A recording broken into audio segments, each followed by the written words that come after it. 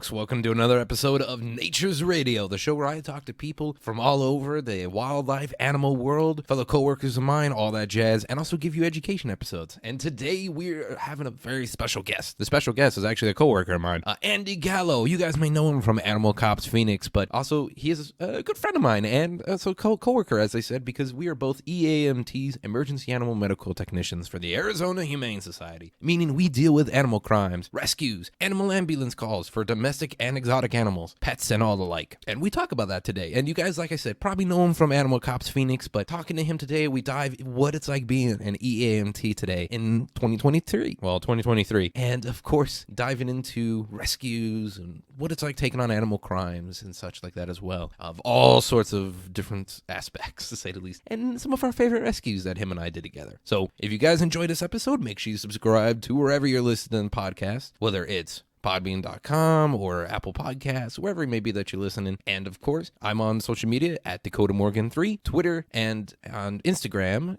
at Dakota_Morgan97, and Twitch, CodaRex97. And if you're watching this on YouTube / listening, make sure you guys subscribe to there for more content for Nature's Radio, paleo content, and all the jazz like that. And without further ado, though, let's dive into my talk with Andy. And we're rolling. Cool. Alrighty. So, Andy, welcome to Nature's Radio podcast. Hi. And you've already started coughing. Way to go. Yeah, I've got a thing happening. Pneumonia, not contagious. That's fair. I hope so. Yeah, you're here today because I wanted to just kind of get a perspective because we never seem to get any light in any media, anything anymore about EAMTs. Yeah, so I just became supervisor of the department. Yep. And so I'm not on the road as much. Well, it turns out I'm on the road almost as much. Yeah. But I'm not supposed to be. But yeah, we save countless lives, or our drivers do, weekly. I mean, we just pulled 300 fish. Including like 1,000 from before too, Including pregnant ones and stuff, yeah. You and I personally pulled at least 1,000 or more from the same house, and we're going back again. And, to me, each one of those lives matter. So, and we took, 300 rabbits from another house and 150 here and there, 100 cats from houses here and there. So yeah, we've done a lot. We've done a lot. So we save a lot of lives in terrible, deplorable conditions all the time. I mean, shit. So people at home don't know. We deal with animal cruelty cases. We do ambulance calls. We do rescues. We do everything we can for animals that we can. A lot of cat and dogs, to say the least, so too. Especially kitten season coming up. Yeah, kitten season's right around the corner. Kitten season. Parvo season's always kind of upon us, and that's always a pain in the butt. Yeah. But we kitten season is a true nightmare for us. Yep. It's constant impounds, and generally, the kittens we're impounding are not healthy. No, and URIs up the ass and stuff like that. Yeah. And a lot of people don't even think about necessarily calling us. So these kittens can sit out until they pass and whatnot. So it's when the people do call us, we're able to get in and get out. But we've got all these new programs through the facility now that we're able to save more of these little kittens than we used to. Hopefully, yeah. Yeah. So our number of saves is going way up, which is good for us because we feel better about what we're doing, But yeah, with kitten season upon us and with we got what it called today with like 30 gerbils. Yeah, 30 guinea pigs or something like that. Yeah, I think there's hamsters and. It's gonna be URI up the butt, but it's fine. And let's just hope the guy continued care. That's it. Yeah. So we should just say this is the only job like this. Like there's animal control, which we're not, but there's also a spoof TV show. Did you hear about that? No. Or see a trailer? There's a spoof TV show on Fox about animal control now. Really? Yeah. Well, I'll show you the trailer once we're done because it actually looks kind of good. Yeah, there's like kangaroos and snakes and shit like that. And really? Yeah, the girlfriend showed me. She's like, "This is what it's kind of like." I'm like, a lot less kangaroos, but not even animal control deals with that. But I would appreciate more kangaroos. Oh yeah, so would I. So would I. But yeah, that's the thing. I kind of live for this job too. For those little moments where you get a call for a porcupine. Or a call for a raccoon. Yeah. We don't get that many exotic calls, to say the least. We don't. That's our specialty, in a sense, too. Yeah. Like, compared to a lot of the other officers who are, like, big dog cat people. We're the ones that are like, we are going to do everything we can for this parrot. This, like, parakeet. Yep. This other thing. I've actually gone out to pull birds out of trees, which did not work out in my favor. You mentioned about that one, yeah. Yeah, we caught a cat in a tree, too. Climbed a 2-story building not too long ago, and I climbed. I was up on the roof chasing the cat, and because it was a big single roof, didn't That really one, work yeah. out. And then he just hid in. He just kept going in the tree, and then we caught him. I forgot. Yeah, that was a that was a good one. yeah. And that climbing up on that roof was extremely sketchy. So good work on your part. A lot of the drivers wouldn't have been able to pull that off. So that was really good. There's a lot of them. So this is the only job though like it. Like there's nothing else. Like animal control comes close second. But we're dealing more in investigation-wise. We're dealing more with ambulance, like sick and injured animals. Yeah, I've pulled snakes out of engines. And not a lot of people will do that. You contact places like Maricopa for the majority of the calls we get, and they turn you down. Yeah. And then you call around and Google and search, and there's nobody really out there. No. You want someone to pull a cat out of a tree. Generally, the fire department's a little too busy because they've got numerous calls that they're running. And that's kind of especially these days, yeah. We're on Hatcher Road dealing with tweakers again. We can't be doing this. Yeah. Well, shit. And most of these people have no money. No. So no. they want their cat out of a tree or a cat out of a tree. They can't afford an arborist. No. To come out. So we're the ones that'll go out when nobody else will. And I wanted to talk to you about that because you've been doing a job for. That's why I was like, I figured, well, it's an animal podcast. I might as well bring someone in from work because you've been doing the job for how many years now? 13. I thought you were at like 16. So I've been here for almost 17 years. Oh, and I've been in field for 13 years. I was on the original Animal Cops Phoenix show like 13 or 14 years ago. Yeah. 15, 16 years ago. Does it make you feel old? No. He's a liar. This is a liar. This job keeps you young. And then I was on Heroes of Phoenix like 14 years ago. Yeah. And then Animal Cops Phoenix again like 3 or 4 years ago. Yeah. So they pop in every once in a while and film their little episodes and their little TV shows. Yeah, it's a thing. Yeah, it's at least there was a letter the other day from Britain or something like that. We had that a couple months ago from like I watched the show and it's kind of cool. We still get stuff like that all the time. People from Africa or people from like New Zealand, like we get all kinds of things like that. But it's an incredibly rewarding job as long as you love animals. Yeah. And none of us are really people. No, but then we end up dealing with people too. Like all we gotta day, deal with every day. abusers, we gotta deal with tweakers, we gotta deal with hoarders. Oh, hoarders especially. I want to make it clear. Like there's people don't realize they think they watch the hoarder TV show. It's so common. It's so common. It's common and it's worse than what you're seeing on TV. Yeah. Oh yeah. Like if you burn down, say you got a regular size of Phoenix and you burn down all the hoarder houses, that's a quarter to 30% of the house is gone. Yeah, if not more, because that's just kind of what we know about. Yeah, that's true. And you go into some of these nice, really beautiful neighborhoods up off, I can't even tell you, up in Paradise Valley even. Yeah, Scottsdale. I've been in the Scottsdale ones, Sun City. Yeah. Gorgeous neighborhood, beautiful 3-story houses, and then you go inside. And filled with animal Makes me so mad. Yeah. I'm like, damn it, you are like, in my house it would be you and I would both have like nerd stuff everywhere. Yeah, oh yeah. Immaculate place. I'd have my own DC room. Oh, you know what I mean? Yeah. But even though my wife is a Marvel fan. But you know what though? It's called yin yang. That's what makes it work. Yeah, that's true. Yeah. That's true. But yeah, like if it and like you said with people, we do a lot more with people than people think. Yeah. We're not people generally. We love animals. That's why we do it. But we are helping people almost as much, if not more, than animals. Because, these hoarders that don't know what to do, we're pulling them out of this rut. But a hoarder without help is always a hoarder. So we pull 60 animals from a hoarder's house. 2 years later, we're pulling 60 more animals out of that hoarder's house. Yeah, unless they get the help from like a family member or unless it's like a friend or something like that too, or they die. I mean, you get those ones too. Like, or they end up passing because it's like huge levels of ammonia. Like you and I have been into. Remember, did you ever go to Ramirez? Yes, I was the first one. You're the first one there. I opened Ramirez. Yeah. That one was one where like the person went in the hospital. Well, my respirator lasts 5 minutes, so I wonder why. Yeah, and I remember we took in the ammonia reader, and the readings were off the scales. I don't know if anybody knows what the readings are, but anything over like 15 is dangerous, and we were in the 30s, 34. So I got sick as shit from that because I stayed in after because I wanted to catch that last cat was in there. There was one more cat, and we brought in the sledgehammer and everything because he kept running all over the place. He kept hiding, and we just tore it to shreds getting that cat in there. I stayed 10 even minutes. The back bedroom? Yep, even the back bedroom where the mattress was white but turned black. Yep. Yeah, I wouldn't. That's the room that I did go in there because I saw a couple cats run in there when I was first. and I turned around. The whole closet was feces. Yeah. A foot too high. Which I've seen the cat litter boxes where they're 2 feet high of just feces. The cats climbed. I saw them climb once, and they just took a dump on there and then just climbed down the Everest and just went on their day. Yeah, dude, I was at a horde house one time where there was a glass jar, big clear glass jar, and somehow 3 cats fit in it.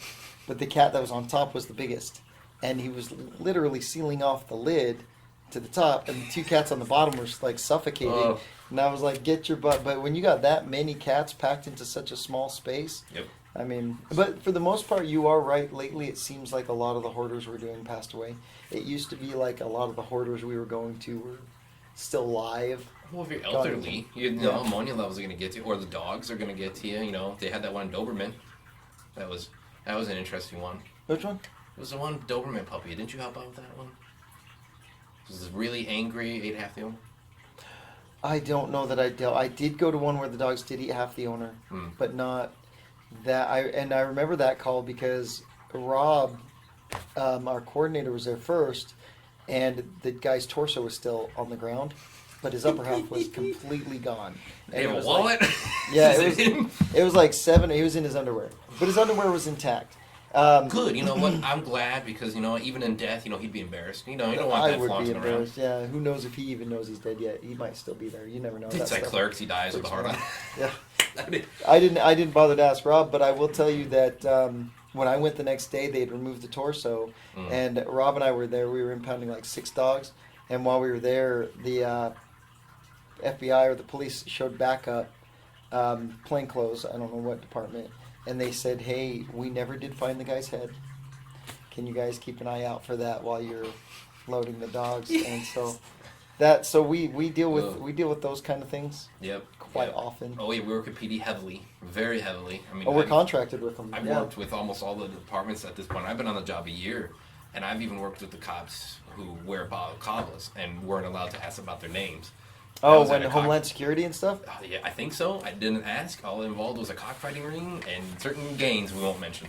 Oh, was that the one fairly recently? Yeah. That one was an interesting one. I'm like, all these guys are wearing balaclavas. Are they the cops or are they not the cops? Wasn't that the one where there was a shooting in the area too, right? That's why they originally. I thought there was a shooting. No, there might have been or something. Oh, it turned out when we were there, I think you had taken off, and we were there, and we were talking to them, and one of the guys that they'd taken into custody was wanted for a shooting. So it was like that's kind of how it went. But yeah, I've gone to calls with Homeland Security, and they will not answer a single question that I ask them. Nope. We made a lot of jokes. That's all we had. We made, Dan, we did a lot of jokes. And they I remember liked us that. a lot. Yeah, Dan told me all about that. Yeah. Dan was like, "Yeah, you should have seen Dakota's face."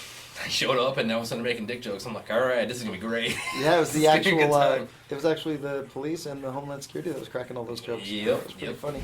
This episode is sponsored by, and this is a quick little ad break here, sponsored by the Comic Chronicle podcast. If you guys are enjoying this episode of Nature's Radio, then you check out my other show, the Comic Chronicle podcast, an episode where I've talked to people from all over the comic book industry, such as writers, artists, inkers, actors, writers, directors, all the jazz like that. Been going on for 5 years now, and also giving you reviews and the news in comics. So if you want 5 years worth of interviews and new ones coming out as well, and also get the hit on the news of what's going on. Let's get the 411 on what's going on in the comic industry, as some kids might say, back I guess in the 90s. And then of course, what are the reviews going on for comic stuff recently? We take a look at that as well. Check it out now wherever you listen to podcasts, and also Apple Podcasts, Spotify, Stitcher, and comicchronicle.podbean.com. Thanks guys, and now back to the show. So there's that. So I mean, it just basically is a lot of things we do for animals. Like we do a lot, to say the least. We keep mentally sane, do the best we can. You and I are big comic nerds. People listening know them because they've been listening to the podcast, the other show I've done for like 4 years now.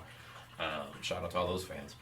And yeah, so honestly, I mean, we could go on and on about it and see what time we're at. We're at about like 12 minutes. We can go for a few more if it's okay. Yeah, no, that's fine. Okay. There's always a lot to And talk. you and I have this year alone, like in the past year, like we've done a lot. Like I've done a lot, you've done a lot over the years, but like 1 year is enough to do. I often said like people are like, oh, you should retire. Like if you ever leave, and you should do a podcast where it's just called Animal Crimes, and you just talk about all the different cases. And you bring people on, and once you're out of the job, so you can't get in trouble. I'm like, that's a good idea. I don't know if I can. Yeah, well, you might be able to. I think we talk about a lot Police of do the. it all the time. Yeah, You know, we- PD podcasts are about that. Like detectives, Yeah. they just let retired old men. They're like, fuck it. Well, even with you still working here, you can do your thing. You just can't you just can't name people. addresses, names, things like that. Yeah, law and order change sort of thing. Yeah, and, Yeah. and of course, if you're investigating somebody and you're talking about their case, but you're not mentioning names or anything, but then they hear the A podcast, little bit in trouble there. yeah, they may say something. But for the most part, all of our calls are so crazy and so out there and so wild. I went to a house fire with over 600, 700 snakes, and I spent. Sanctuary told me about that one. You Yeah. were out there too, Vine? I was the opener. I'm the one that went out. Yeah, I the spent. Sanctuary got called out too. They told me about that one once. Yeah. Yeah, Yeah, I was there when he showed up. Yeah, and I will tell you that I gathered up a good 100+ dead snakes off the ground just in the first like 20 minutes of being there. I was just grabbing handfuls of dead snakes all over the place. It was a rack system, and the first 2 or 3 layers of the rack had melted down, so we didn't even see what those snakes were. Yeah, and no way you were gonna be able to tell. I mean, No, and that was smells like chicken in there probably. Yeah, But. that was a good 40 or 50 snakes by itself that were melted into the racks that we never even saw. And we're pulling open these drawers, these rack systems. I believe all of them survived, but as you're opening them, smoke just pouring out from each one of those. Blood pythons, Colombians, scaleless, Texas rats. Like, it was insane. But that's just like one piece of all the many odd things that we do. Done an axolotl case before. You have? Yeah. Here? Yeah. Involved a pet store. I won't say where. Involved a pet store selling them. You may remember about that one. I do know probably what pet store. Yeah. It involved axolotls. So I mean, everything proved to be okay in the end, so it's fine. Well, I believe I've investigated the same pet store 3 or 4 you times. have. Oh, you have. We won't say. But every time it's been not valid. Yeah. So it's been angry customers who aren't getting what they want, so they call in a complaint. Which we haven't had in a while. We're due for another one. I was getting those every month for a look when I first got on my own. We did take part in kind of shutting down one pet store not that long ago. That one was a pretty big, intense investigation that went on and on. Yeah. But we will investigate anybody. Nobody's safe. No. Yeah, like we've done fire. We've had someone interviewed someone from the fire department not too long ago too. Really? Yeah, it involved some tortoises. Ah, that was me. Yep. Yeah. Yeah. Did you go end up going? Yeah, I went to court for that multiple times too. I don't know whatever happened to that one though. But I mean, we ended up shutting it down, but Yeah. we ended up with custody, and that's all that mattered. yes. Oh yeah. So, and so yeah. like, that's the thing too. Like the two points there. We do go to court. Like we go to court. Oh, we fight for yeah. animals. I've gone to court before people, a couple different times. They know better than not to put me in front of a camera or anything like that. They fucking know. Yeah. So everyone knows. I was just in court yesterday. We were. So we do definitely. We win cases. We lose cases. It just all depends on what the situation may be. You know, I did win abusers, yesterday. orders. You did win, so that's a plus. Yeah, just thought I'd throw that everyone out. I've been into won. I mean, when you throw a puppy in the ground, you're going to tend to win that case. But Uh, I will be honest, the ones that frustrate me the most is dogs in a hot car. Yep. If we're not the ones that do the seizure, and it's PD that does the seizure and impounds and then drops off at an emergency animal hospital or anything along those lines, we typically lose those because you need a body temp, you need a temp of inside the car, you need a full workup of the dog right away when the dog comes in, you need photographs, but typically PD is there for a different reason. And then by the time all that information is taken, the dog's body temperature's dropped, everything looks fine. So I end up going to court and I'm reading off paperwork that says it's a healthy dog. So those ones are a bit rough, but when we're on scene and we do the taking, the impounding, we take the proper, steps, we tend to win those. Yeah. Yeah. So it's. You and I mean, I prefer doing ambulance calls more than Yeah. investigation calls because there's a lot less people and whatever may be, like balloons, sick animals, stab wounds. I've had machete ones once, hit by cars, stuff like that. But like we do it all, and like, people are like, oh, that's insane, but we do it all because we love the animals. Oh And- man, we got a machete dog one time. The guy just smacked his dog on top of the head with it, split his head wide open. You could see brains, but the dog was perfectly fine. Yeah. Totally awake, running around, really friendly, Yeah, social. and it's crazy when that happens. It's just, Yeah. it's nuts. But it's also, but he got prosecuted to the umpteenth, man. That Well, dude I was, wonder. Yeah, it's yeah. like so. The jury here, we're this guy's being accused of macheting his dog in the head. Oh, Yeah. Like, So that's it's not a the clean case. that's the best part about what we do too, though, is there are a lot of things that nobody would catch. There are a lot of things that nobody would know what steps to take to prosecute or to get the person in trouble. So there are a lot of people that can do what they want and get away with it because neighbors don't know what to do Yep. if we're not called, and then it just kind of gets pushed away. And that person got away with, in my opinion, murder because the animals are like. But when we get involved, when a neighbor sees something, or somebody calls us, or PD calls us out to something, we get involved. We're like pet detectives. We're Ace Ventura in it. We gotta like get all the information. We get all the pictures. We get everything that we need. And when that hits court, I mean, how many times have we sent somebody to jail? Quite a good bit, chunk. yeah, a bit. Yeah, because we know what information to take when we're there, and that's kind of the best part about us being like contracted with all these different cities. Because the average police officer wouldn't know what they're looking for. No, not at all. No, but with what we know and all the training we have, we're certified through Colorado State University as investigators. We take a lot of courses. We actually. So we know what's going on, and we're able to prosecute. We'll figure out what you're doing quick. We do. We get we the do. evidence, and we get it all. We figure out even if you don't answer the door, we know. We get it. Yeah, and we'll keep coming back. Yeah, absolutely. We don't give up. So it becomes we're good at what we do, Yeah, and we live for it. Speaking of, we do work with other people. So we work with as a Humane Society, we work with the Phoenix Herpetological Sanctuary, which I've had some people on, get some other people on too. We've had episode 1 is crocodiles, so it makes sense. You heard about that crocodile call the other day? They had a What? tiger and a crocodile. Oh yeah, down the road. Yeah, PD Literally down the road. They didn't even call us out for that one. No, I was bummed, but I will give you this though. I work with that alligator now. Dude? Mm-hmm. Yeah, I was gonna say I He think was Phoenix fed only Circus hot dogs his whole life. his whole life. Yeah. He was still decent shape. Yeah, he's 3 feet. Oh, so he's still young. 3 feet enough. alligator, yeah. But then they just seized a bunch of other ones too, and it's kind of funny. This one of the sergeants involved with that too. I worked with on a case. I was like, oh, that's kind of fun.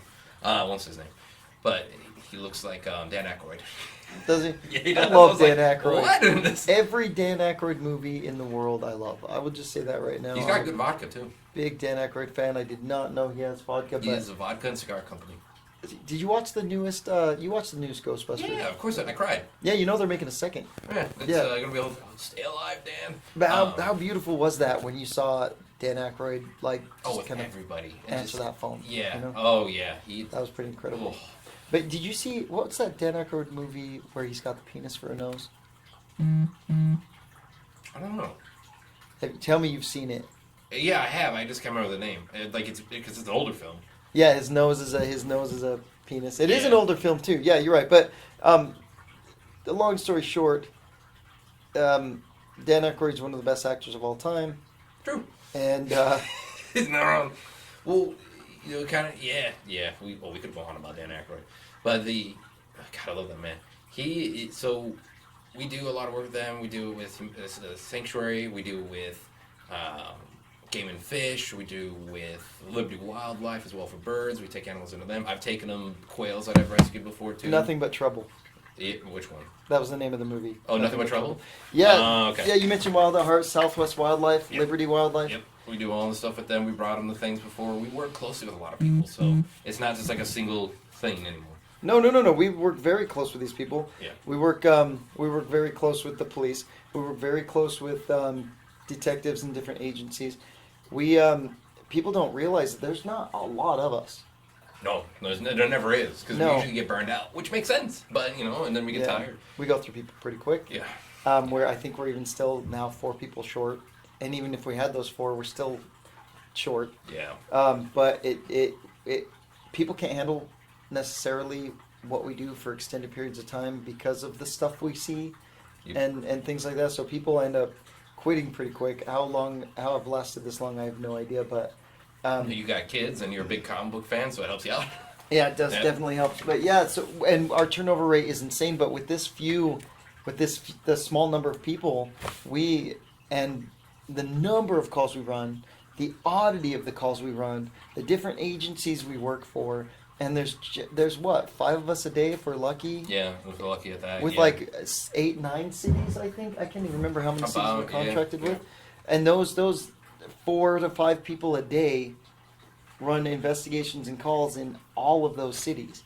So it's we definitely earn our keep. It's true. Yeah. Well, I think we're gonna end it there though, just so people kind of get an idea. We're at the 20-minute mark, and I gotta head out for the day.